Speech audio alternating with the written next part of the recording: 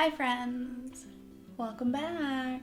I got my hair done and you can't tell because I put it up, but ooh, you can see it back there. It's pink.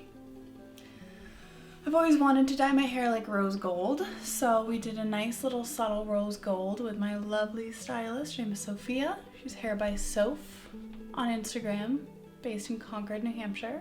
Anybody around, just letting you know. I have a lot of makeup on my face. What am I doing? Anyways, welcome back friends. Hi, hello. How you doing? Today's another episode, if you will, of the evolution of makeup. I realized, looking at my list of time periods, I never had India on there. So, I noticed this very, very quick little fact right between Rome and Elizabethan Europe that India kind of popped in real quick. So, let's throw India in now. I don't know when I can later, so you might as well do it now. So, the only thing is that there's not like a specific one time period that I'm going to do for India. I'm going to kind of do a broad range of anywhere from ancient to medieval Indian culture and the makeup that happened during that time. So, we're flying from Rome to India. Like I always say, let's grab our passports, grab our tickets, put those masks on, buckle up, remember to put your oxygen mask on before the others around you, and let's go to India.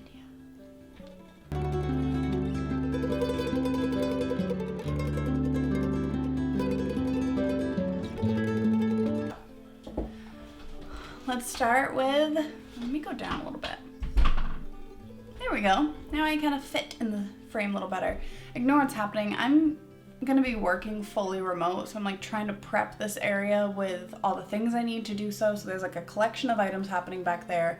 The desk is getting some situations changed around. It's a whole thing. So let's set the scene. I don't know much about Indian culture. I didn't remember to look, but it's 300-ish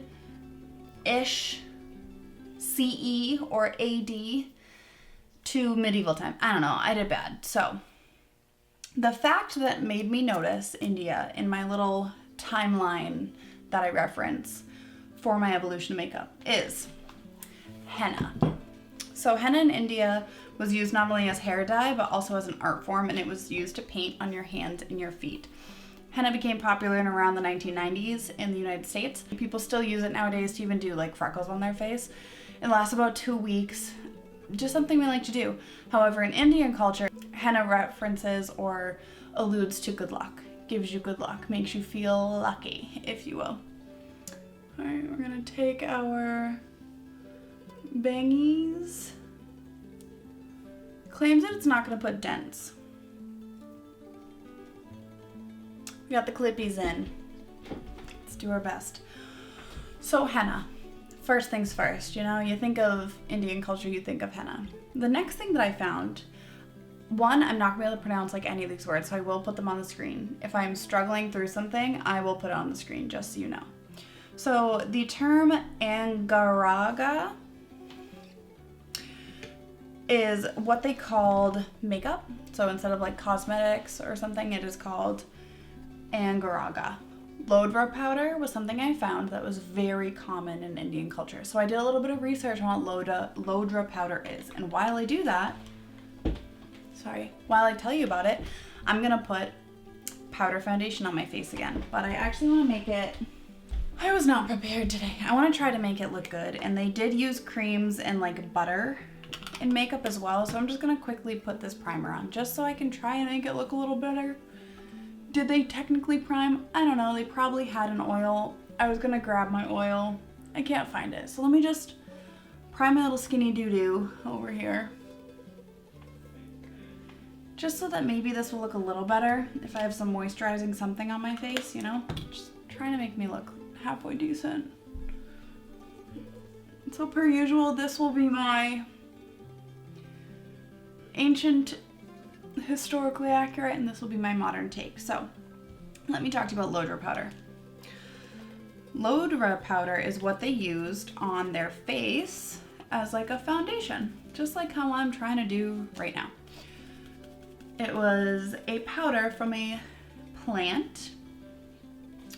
They are LODHRA trees. They flower a couple times a year, I believe, in white little clusters, and they are actually very helpful. They're good for your body.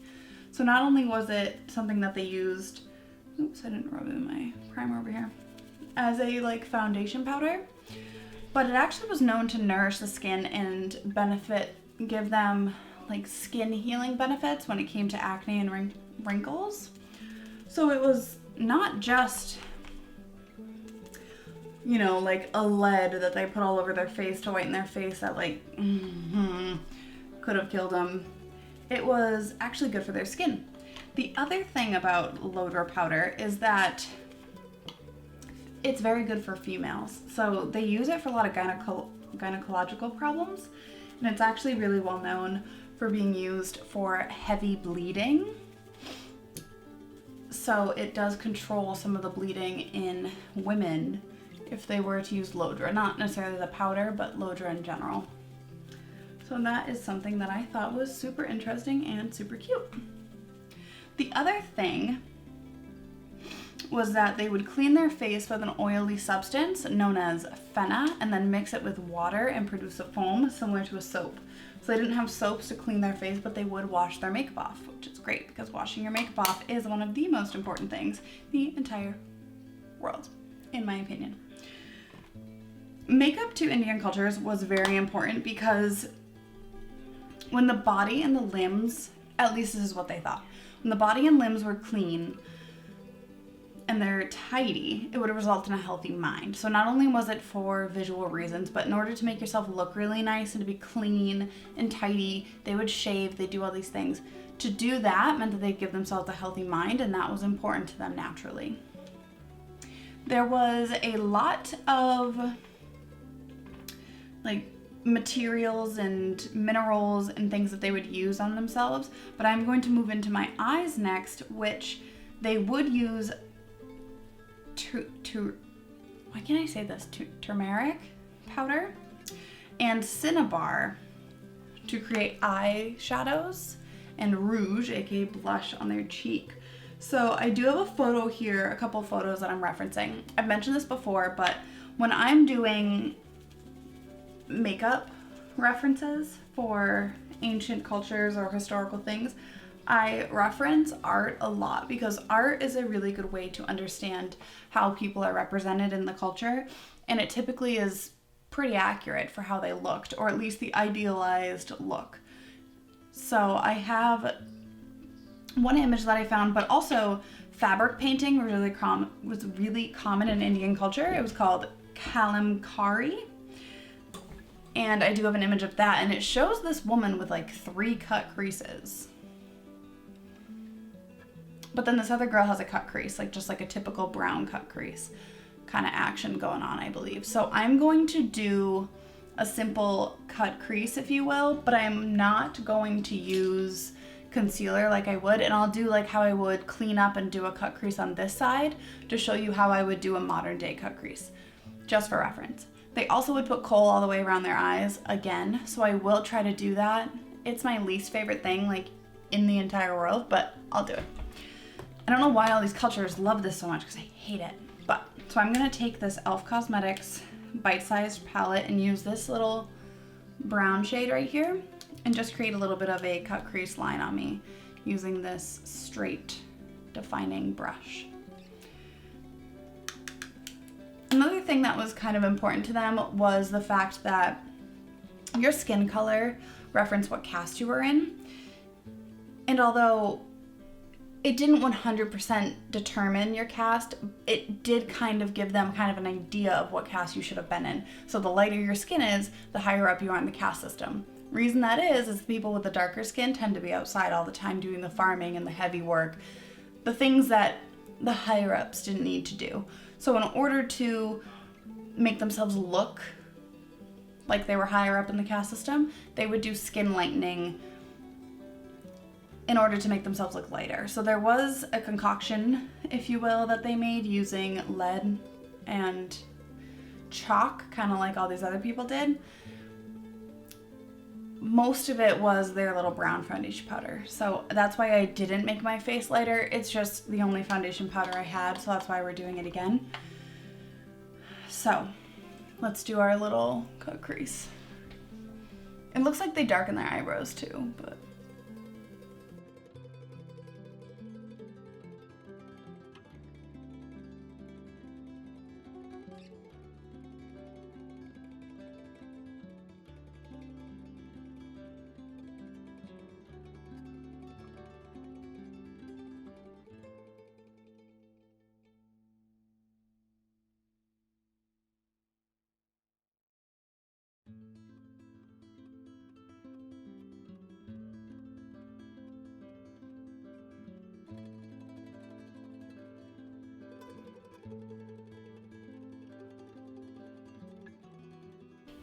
also their eyebrows look black in their images. Granted, most stuff looks black, but our eyebrows are in particular black. So I'm going to try and darken my eyebrows. Fill them in a little darker than I typically would. And the other thing that I did want to mention very quickly while I'm trying to like finish up this cut crease section is that they did also use green minerals to do makeup. I'm assuming they're getting that from the Egyptians. However, like I said in my last one, that I have done a few other greens and I just don't want to do green on everything. So that's why I'm mimicking these images that I found here. Okay, so now I'm going to take my kohl liner again that I so desperately don't like and put it around my eyeballs.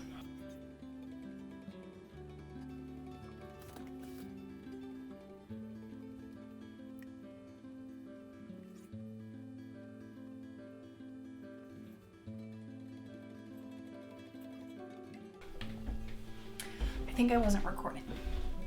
So I just filled in my brows with a brown liner. I did extend it slightly and try to thin it out at the end because all of their imagery have very thin, arched, long brows. So that was the reason for that. Next thing I kind of want to do, I'm going to add some rouge because they would use a mineral called ALAKTAKA. Is a red dye that they would use for their lips, but they would also use the cinnabar, the turmeric, ALAKTAKA, those kind of things for their rouge as well, which is blush. So I'm going to get a big floofy brush. To get the darkest tone, I'm just going to pull this one just because, I mean, if you're doing like a red dye, it's going to be dark. So I'm trying to do that. Great. The next thing I'm going to do is my bindi. So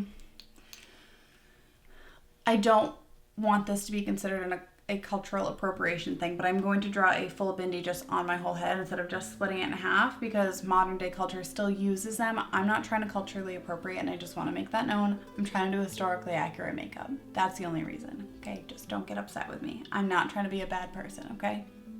Just let me live. So this is a red liquid lipstick. They would create a paste to create their bindi, and that was to show that they were married.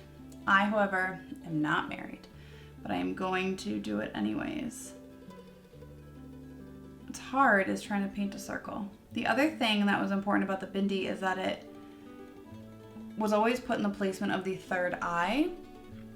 So that is always a big representation as well. So now I'm going to paint my lips red because they would do that as well.